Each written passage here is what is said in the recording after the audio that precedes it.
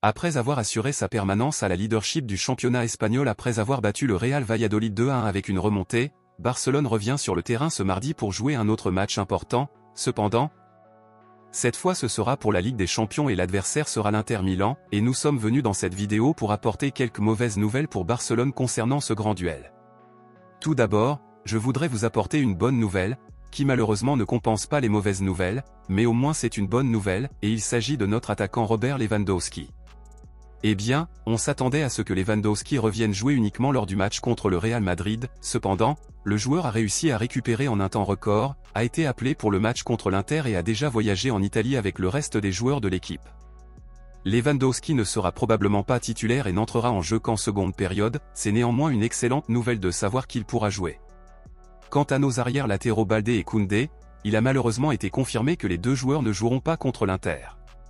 Quant aux joueurs blessés de l'Inter Milan, Pavard et Lautaro, il a été confirmé aujourd'hui qu'il y a de bonnes chances que les deux joueurs soient pleinement disponibles pour le match contre Barcelone, et puissent débuter le match, et c'est extrêmement inquiétant. Eh bien, l'UEFA a confirmé l'arbitre choisi pour arbitrer ce match, et l'élu était le Polonais Simon Marciniak. Cela inquiète les culés car les statistiques de Simon avec Barcelone ne sont pas positives puisque le Polonais a déjà arbitré 5 matchs pour le club catalan, et sur ces 5 matchs, Barcelone a perdu 2, fait 2 nuls et n'en a gagné qu'un.